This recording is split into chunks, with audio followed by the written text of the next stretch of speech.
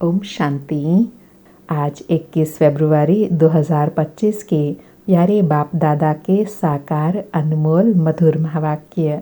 आज की मुरली के सार में सुप्रीम टीचर बाबा ने पास विद ऑनर बनने का पुरुषार्थ बताया कि अपना बुद्धि योग और कहीं भी ना भटके, एक बाप के सिवाय और कोई भी याद न आए, यह देह भी याद न आए, ना देह न देहधारी भी याद आए, अपनी देह को भी भूलना है।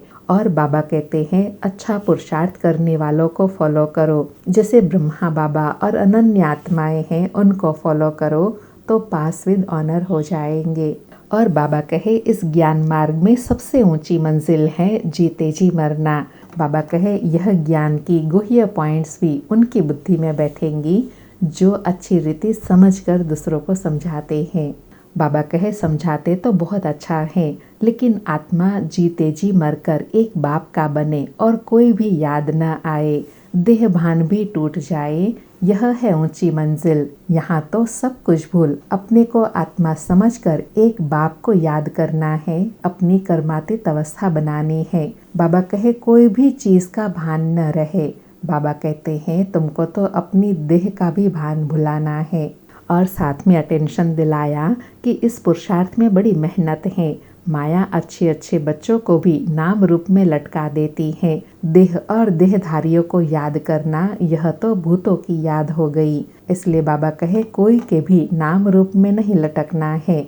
और आज बाबा ने गुह्य राज समझाया कि ब्रह्मा को 1000 भुजाओं वाला कहा जाता है और कोई देवी देवताओं को नहीं कहा जाता है, क्योंकि यह प्रजापिता ब्रह्मा की सारी वंशावली है। यह सिर्फ बाहों की बात नहीं है, यह है उनके सहयोगी बच्चों की निशानी। तो नशा दिलाते बाबा कहे अब तुम देखो प्रैक्टिकल में ब्रह्मा की भुजा बने हो। फिर कहा कि बच्चे ज्ञान की कितनी अथाह पॉइंट्स सुनते हैं, इतनी सब पॉइंट्स तो याद रह नहीं सकती, तंत सार बुद्धि में रह जाता है। तो बाबा कहे तंत सार कौन सा है? मन मना भव, अपने को आत्मा समझ एक बाप को याद करना। फिर इस पर एग्जाम्पल देते हुए कहा कि जैसे डॉक्टरी बैरिस्ट्री आदि पढ़ते हैं, इम्तहान पास कर लिया तो उसका सार तंत बुद्धि में रह जाता है, फिर किताब आदि पढ़ने की आवश्यकता नहीं रहती। ऐसे बाबा कहते हैं यह भी पढ़ाई है, वह विनाशी कमाई है, यह अविनाशी कमाई, जो फिर भविष्य 21 जन्म कमाई कराती है, 21 जन्म की प्रारब्ध मिलती है। फिर धारणा के लिए कहा कि तुम्हारे में भी नंबरवार हैं जिनको ज्ञान योग दिव्य गुणों की धारणा होती है। बाबा कहे जो जितना धारणा करते हैं वह दूसरों को उतना अच्छी तरह समझा सकते हैं। इसमें बाबा कहे मियाँ मिट्ठू नहीं बनना है, बच्चों को सर्विस का शौक रखना है।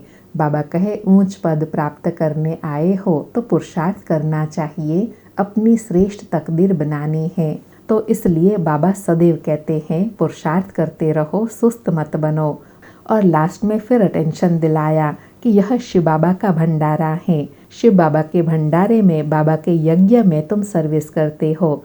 सर्विस नहीं करेंगे तो पाई पैसे का पद पाएंगे। बाबा के पास सर्विस के लिए आए और सर्विस नहीं करें तो क्या पद पाएंगे। सुनते हैं प्यारे बाप दादा के अनमोल मधुर महावाक्य। आज बाबा कहे मीठे बच्चे, पास विद ऑनर होना है तो बुद्धि योग थोड़ा भी कहीं न भटके, एक बाप की याद रहे, देह को याद करने वाले ऊंच पद पा नहीं सकते। मीठे बच्चे, पास विद ऑनर होना है तो बुद्धि योग थोड़ा भी कहीं न भटके, एक बाप की याद रहे, देह को याद करने वाले ऊंच पद पा नहीं सकते। आज मुरली से प्रश्न है सबसे ऊंची मंजिल कौन सी है? उत्तर में बाबा कहे आत्मा जीते जी मरकर एक बाप की बने और कोई याद न आए, देह अभिमान बिल्कुल छूट जाए, यही है ऊंची मंजिल। निरंतर देही अभिमानी अवस्था बन जाए, यह है बड़ी मंजिल। इसी से कर्मातीत अवस्था को प्राप्त करेंगे। आज मुरली में गीत बजा तो प्यार का सागर है। सारी मुरली से धारणा के लिए सार हैं।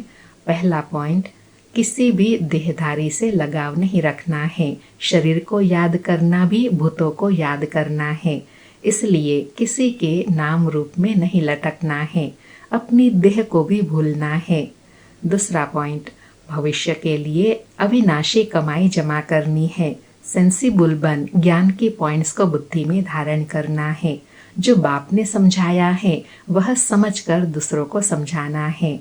आज प्यारे बाबा का वरदान है, कल्प कल्प के विजय की स्मृति के आधार पर माया दुश्मन का आह्वान करने वाले महावीर विजयी भव।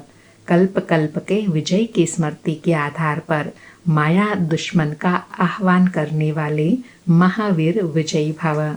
स्पष्टीकरण है, महावीर विजयी बच्चे पेपर को देखकर घबराते नहीं, क्योंकि त्रिकालदर्शी होने के कारण जानते हैं कि हम कल्प कल्प के विजयी हैं।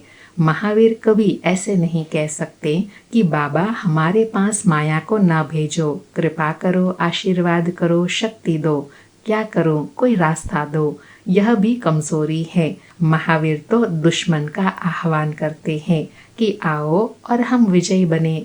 बाबा ने स्पष्ट किया कि महावीर विजयी उनको कहेंगे जो माया का आह्वान करते हैं, माया से डरते नहीं हैं। आज का स्लोगन है, समय की सूचना है, समान बनो, संपन्न बनो। समय की सूचना है, समान बनो, संपन्न बनो। अच्छा, मीठे मीठे सिकिलधे बच्चों प्रति माता पिता बाप दादा का याद प्यार और गुड मॉर्निंग।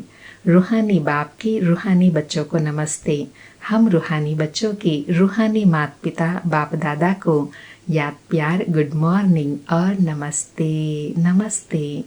आज 21 फरवरी के अव्यक्त इशारे हैं, एकांत प्रिय बनो, एकता और एकाग्रता को अपनाओ। आज बाबा ने अभ्यास दिया, कोई भी सिद्धि के लिए एक तो एकांत, दूसरी एकाग्रता, दोनों की विधि द्वारा सिद्धि को पाते हैं। जैसे आपके यादगार चित्रों द्वारा सिद्धि प्राप्त करने वालों की विशेष 2 बातों की विधि अपनाते हैं, एकांतवासी और एकाग्रता। यही विधि आप भी साकार में अपनाओ। एकाग्रता कम होने के कारण ही दृढ़ निश्चय की कमी होती है। एकांतवासी कम होने के कारण ही साधारण संकल्प बीज को कमजोर बना देता है। इसलिए इस विधि द्वारा सिद्धि स्वरूप बनो। आज बाबा ने सिद्धि स्वरूप बनने की विधि बताई। एक एकांतवासी, दूसरी एकाग्रता को अपनाना है, क्योंकि एकांतवासी बनने से निश्चय में दृढ़ता आती है और एकाग्रता आने से कमजोर संकल्प भी समाप्त हो जाते हैं। अच्छा, ओम शांति। शुक्रिया बाबा, शुक्रिया।